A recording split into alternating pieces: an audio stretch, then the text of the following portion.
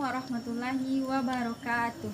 Perkenalkan, saya Anggi Sari Putri, Guru Pendidikan Agama Islam di SDN 04 Siparayo, Nagari Malampah, Kecamatan Tigo Nagari, Kabupaten Pasaman. Mahasiswa PPG dalam jabatan PAI BIT 2 pada tahun 2025 di LPTK UIN Syekh M. Jamil Jambe Bukit Tinggi dengan NIM PPG 2112500079. Pada kesempatan kali ini, Rabu tanggal 9 Oktober 2025 akan melaksanakan praktek mengajar uji kinerja pada mata pelajaran Pendidikan Agama Islam Budi Pekerti di kelas 6 bab 4 tentang dasar hukum halal haram dengan model pembelajaran PBL. Semoga video ini bermanfaat dan selamat menyaksikan. Assalamualaikum warahmatullahi wabarakatuh.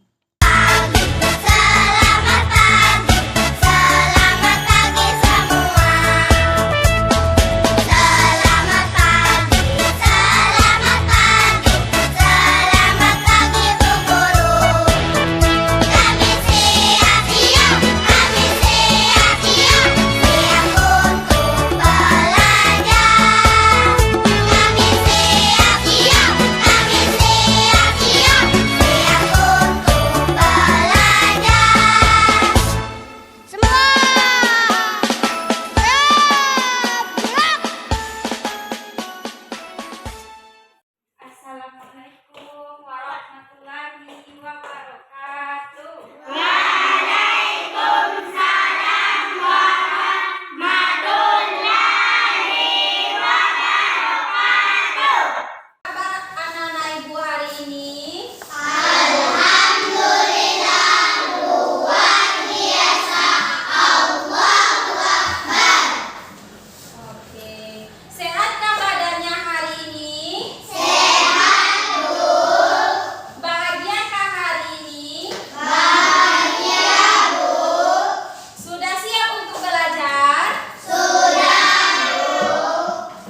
Oke, kalau kita siap untuk belajar, maka sebelum itu alangkah baiknya kita pastikan kelas kita bersih dan nyaman. Ayo coba lihat di sekitar tempat duduknya masing-masing. Sudahkah bersih? Sudah. Sudah, Bu. Sudah bersih? Sudah, Bu. Baik, kalau sudah bersih berarti sudah bisa mulai belajar. Sudah. Nah, sekarang untuk mengawali pembelajaran kita, mari kita berdoa dulu sebelum belajar.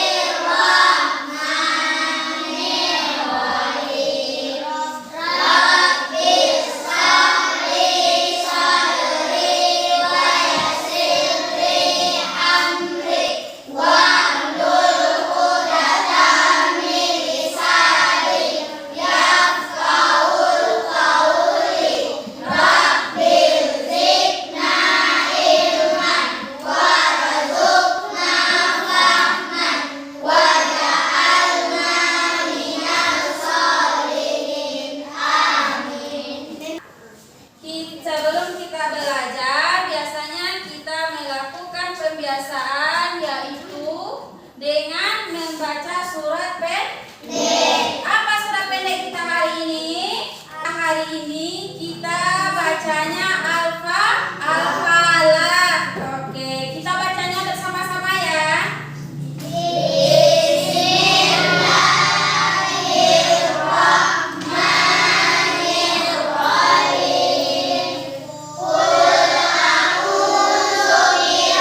Bil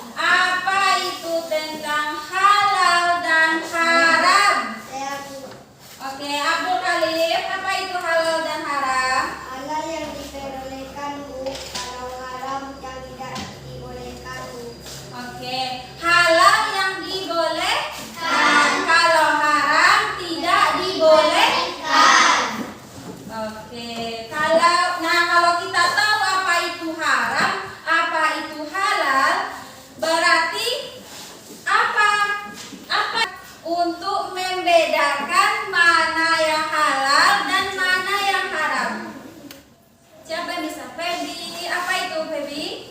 Di makanan ada tulisan halalnya, Bu. Oke, di makanan ada tulisan halalnya. Jadi jawaban anak-anak ibu benar. Tepuk tangan dulu buat teman-teman. Nah, pada pembelajaran kita kali ini yaitu ada beberapa tujuan yang harus kita capai. Ada yang pertama, tujuan kita yaitu anak-anak ibu mampu memahami dasar-dasar hukum halal dan haram. Yang kedua, anak-anak ibu mampu meningkatkan kesadaran tentang pentingnya mengetahui halal dan haram. Dan tujuan yang ketiga, anak-anak ibu dapat menganalisis dan memahami bagaimana cara penerapan hukum halal dan haram. Selanjutnya, coba anak-anak ibu amati gambar yang ada di depan. Yang pertama, yang halal itu apa saja? Daging ayam. Apa lagi? Susu. Terus? Sosis darah dan anjing. Nah, sekarang kita masuk pada bagian materi. Nanti ibu akan menampilkan video pembelajaran kita. Jadi ibu minta anak-anak ibu mengamati dan memahami materi yang ditampilkan nanti. Bisa? Bisa.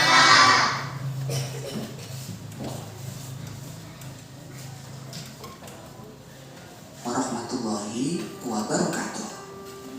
Kita melanjutkan materi hukum halal dan haram. Sebab-sebab halal dan haram. Sahabat soleh, perlu kalian ketahui, semua hal atau segala sesuatu asalnya boleh, kecuali semua hal atau segala sesuatu yang sudah diharamkan oleh Allah dalam Al-Quran atau melalui hadis Nabi Muhammad SAW. Nah, yang pertama, berdasarkan zat asal.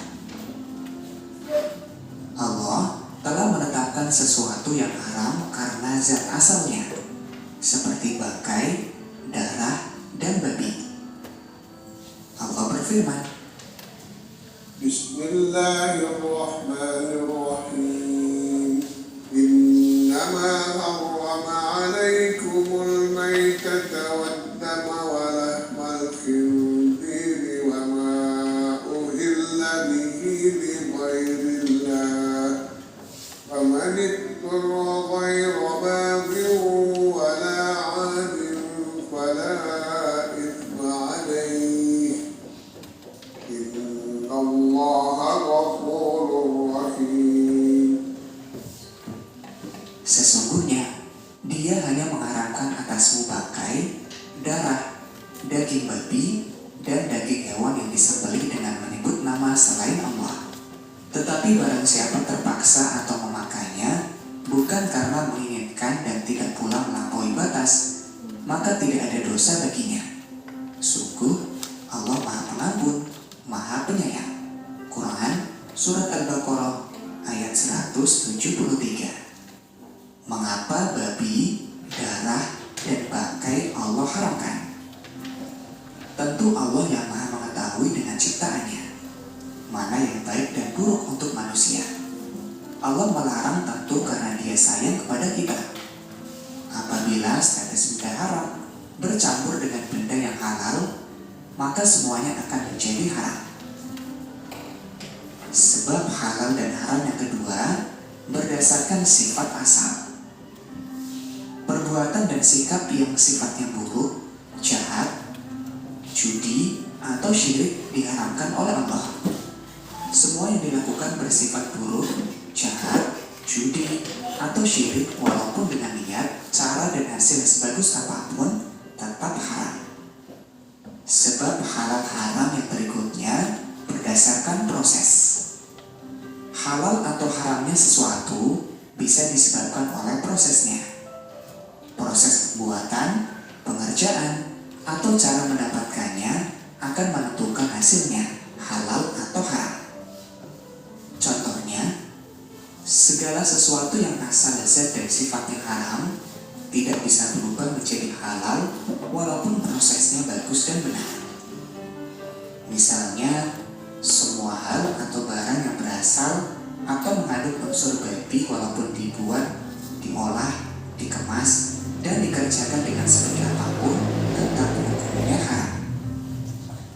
Yang kedua, sesuatu yang zat dan sifat asalnya baik, jika prosesnya tidak memenuhi syarat-syarat, hasilnya haram. Misalnya, membeli gurame bakar dari sebuah restoran. Ikan tersebut dibakar di perapian bekas membakar daging babi. Maka ikan gurame yang halal bisa menjadi haram. Yang ketiga, sesuatu yang zatnya halal jika diperoleh atau didapatkan dengan cara yang sifatnya buruk atau jahat, maka hasilnya menjadi haram.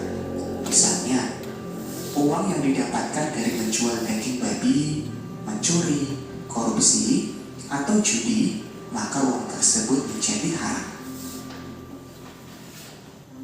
Penerapan hukum halal dan haram. Dalam kehidupan sehari-hari, kita bisa penerapan dalam sikap. Mulailah dari sikap mengakui dan meyakini bahwa hukum halal dan haram ditetapkan oleh Allah untuk kemaslahatan seluruh makhluk. Misalnya, ketika kalian makan nasi tidak dihabiskan, nasi sisa dibuang ke tempat sampah, pernahkah kalian berpikir bahwa perbuatan tersebut termasuk haram hukumnya karena memubazirkan makanan? Mudah-mudahan kita dijauhkan dari hal-hal yang haram. Selamat belajar. Sudah menyaksikan video pembelajarannya? Sudah. Ada dipahami? Ada. Oke.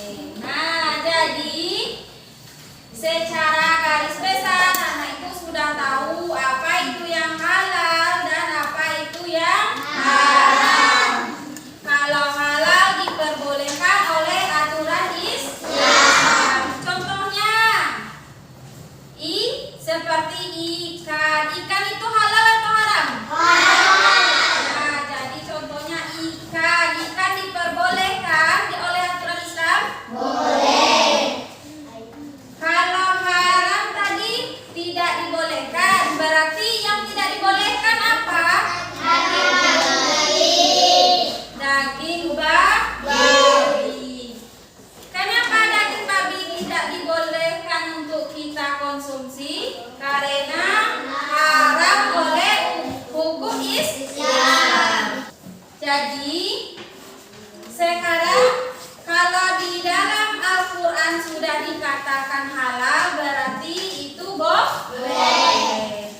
Dan kalau di dalam Al-Quran dikatakan dilarang atau tidak boleh, berarti tidak boleh. Seperti babi. Apalagi tadi di video pembelajaran apa katanya? Nah, alkohol. Apalagi? Bangkai dan darah. Iya benar, dan darah. Nah, di dalam hadis lagi. Tadi ada dasar hukumnya ada tiga. Kalau di dalam hadis itu disebutkan ada 2 bangkai yang halal atau boleh kita makan. Ada yang tahu? Tidak. Nah, jadi yang dibolehkan dimakan bangkainya yang pertama adalah bangkai ikan. Nah, bangkai ikan boleh kita makan. Kenapa begitu? Contoh, ibunya pergi ke pasar. Di pasar ikannya dibeli dalam keadaan hidup. Sesampai di rumah ikannya sudah mati. pun dinamakan bangkai ikan. Biasanya menjelang hari raya Idul Fitri, orang tuanya membeli daging, iya? Iya. Nanti membeli daging, ada yang dibeli di bagian hatinya. Iya? Pernah memakan hati sapi? Pernah memakan limpa sapi? Adalah jasanya segumpalan darah. Jadi itu boleh dimakan, tidak haram. Paham anak-anak ibu? Paham. Yang ketiga tadi dasar hukumnya para ijtihad. Para ijtihad itu kalau di Indonesia apa? MUI. Nah, MUI. Kalau kita beli makanan ada di belakangnya atau produk yang kita beli, periksa di belakangnya. Kalau ada label halal itu berarti halal, dan label itu diberikan atas izin para ijtihad atau MUI di negara kita. Paham? Sebab-sebab kenapa dia menjadi haram atau kenapa dia menjadi halal ada dua. Yang pertama karena zat asalnya, sama halnya seperti anjing, menyentuhnya saja kita sudah terkena najis atau itu haram. Nah, berarti paham anak ibu yang dimaksud haram dari zatnya? Berarti dari sananya sudah haram. Yang kedua, dari sifat asalnya. Berarti ada dua yang menjadi penyebab kenapa dia halal dan kenapa dia haram. Kalau dari sifatnya, yang halal bisa menjadi haram. Kenapa begitu? Contoh, kita membakar ikan menggunakan panggangan yang telah dipakai untuk memanggang babi. Ikannya haram? Haram karena bekas dari babi tadi, ya, karena dia haram bekas dari babi. Nah, padahal pada dasarnya ikan itu tidak haram. Pada dasarnya ikan itu boleh kita makan, tetapi karena dia dipanggang di atas panggangan yang telah dipakai untuk memanggang babi tadi, jadi dia berubah menjadi haram. Tidak boleh lagi kita mengkonsumsinya. Itu yang dimaksud yang halal bisa menjadi haram. Nah, membuang sampah itu maksudnya nanti ke sifat buruk. Sifat buruk itu merugikan orang lain, merugikan alam sekitar. Contohnya membuang sampah sembarangan. Pernah melihat orang membuang sampah sembarangan? Nah, kalau pernah melihat orang membuang sampah sembarangan, berarti itu perbuatan yang buruk. Kalau perbuatannya buruk, berarti masuk ke dalam kategori haram. Nah, paham anak ibu apa tadi yang menjadi penyebab dia haram dan halal? Paham? Oke. Maka kita harus bisa menerapkan di dalam kehidupan sehari-hari. Iya, karena penting bagi kita untuk menerapkan di dalam kehidupan sehari-hari, karena setiap harinya kita menggunakan barang dan produk yang harus memiliki label halal. Tetapi tidak semua. Paham anak ibu? Baiklah, oke. Untuk membangkitkan memberikan semangat anak ibu kembali, mari kita, anak ibu boleh disilakan berdiri.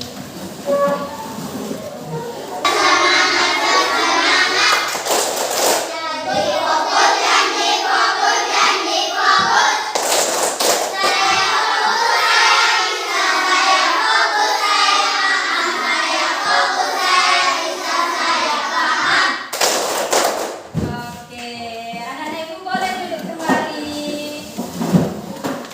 Bagaimana? Masih semangat? Masih. Sekarang anak-anak ibu dibagi menjadi 3 kelompok karena duduknya sudah berkelompok. Jadi kelompok 1 mulai dari yang di sini ya. Mulai dari kelompok Alim berarti kelompok 1. Kelompok 2-nya di kelompok Febri aja ya ditunjuk. Jadi kelompok 2-nya dari kelompok Febri dan 3-nya di sini. Siapa? Wati? Ya, oke.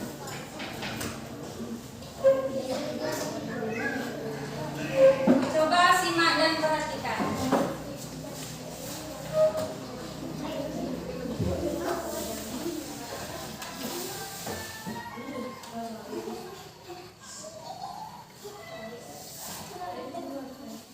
Sudah disimak videonya?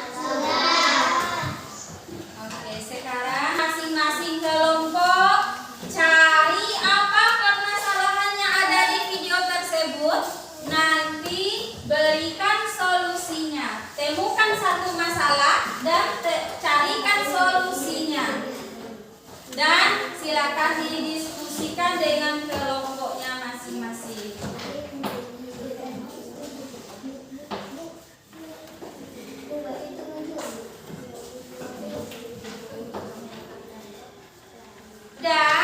Udah dapat hasilnya? Udah.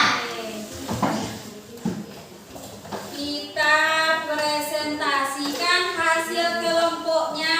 Mulai dari kelompok berapa dulu? 1. Kelompok 1 silakan maju ke depan. Siapa yang menjadi perwakilannya? Meli. Silakan Meli. Assalamualaikum warahmatullahi wabarakatuh.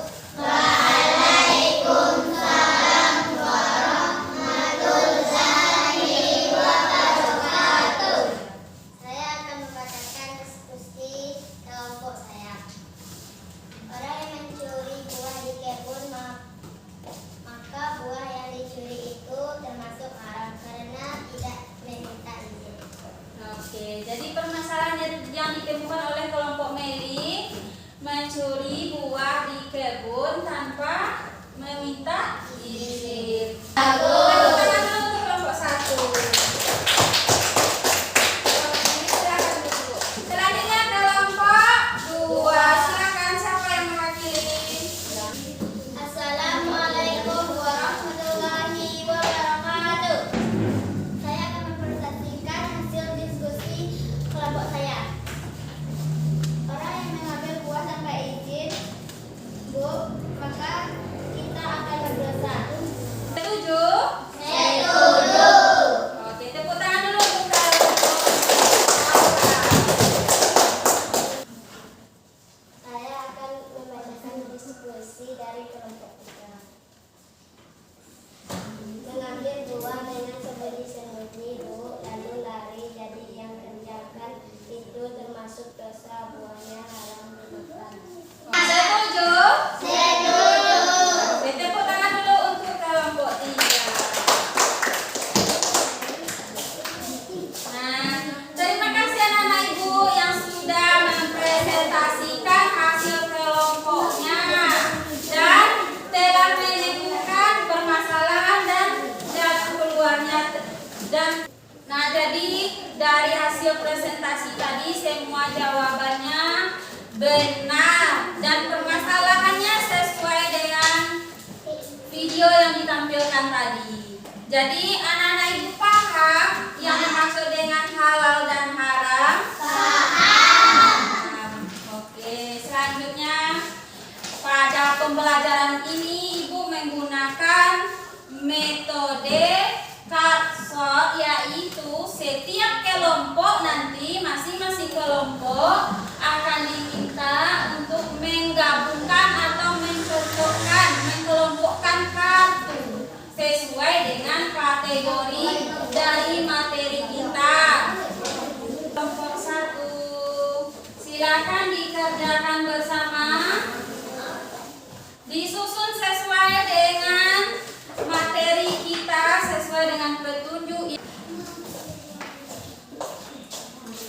Nah, silakan dikerjakan sesuai dengan materi kita. Baca mana yang cocok, disesuaikan kartunya. Kerjasama ya.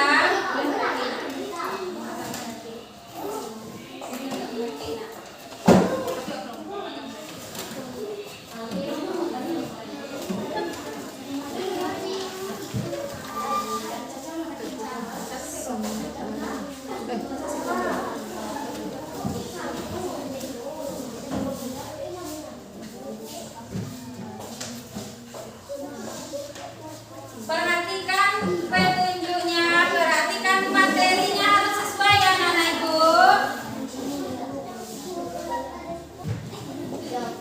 Sudah siap? Sudah dipasangkan kartunya sesuai dengan petunjuk? Oke, sekarang kita presentasikan ke depan hasil kerjasamanya di dalam kelompok. Kelompok siapa dulu? Silakan kelompok 1.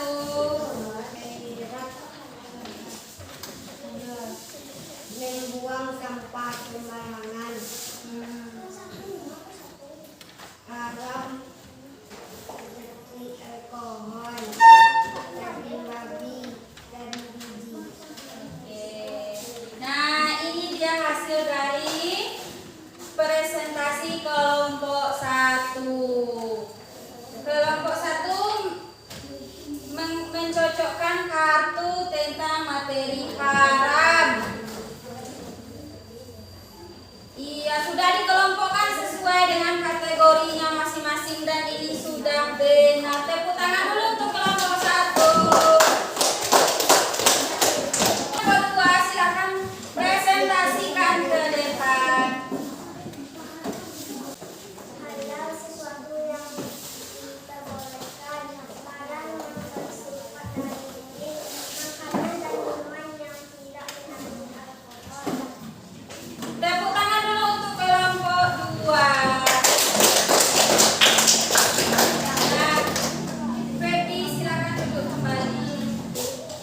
Nah, dari kartu yang anak ibu kelompokkan tadi atau cocokkan tadi, ibu bisa memahami kalau anak-anak ibu sudah paham apa itu halal dan haram dan apa saja yang termasuk ke dalam golongan haram dan halal. Kalau yang halal contohnya seperti sayuran, susu, kue, dan kalau yang haram seperti babi, alkohol, dan belenggu. Oke. Nah, sekarang anak-anak ibu akan mengerjakan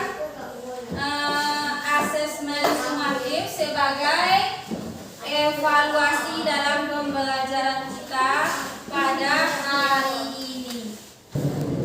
Nah, sekarang kita anak-anak ibu akan mengerjakan soal di lembaran yang ibu bagikan nanti. Silakan dijawab, ditulis nama, kelas, dan jawab sesuai materi yang kita pelajari.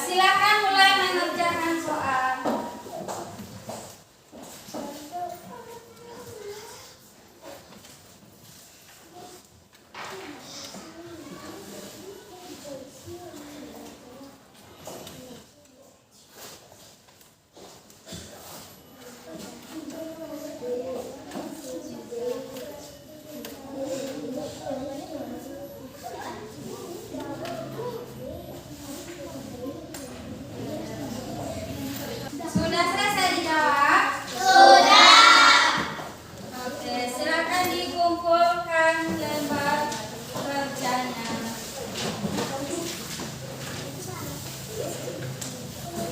Ya.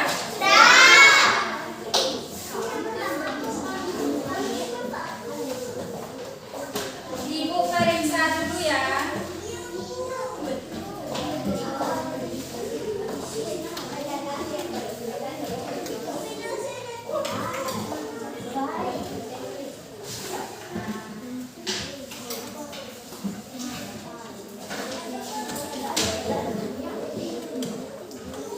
Nah, anak-anak ibu coba perhatikan kembali. Dari soal yang ibu bagikan tadi, dan sebagian besar anak-anak ibu menjawabnya hampir benar semua.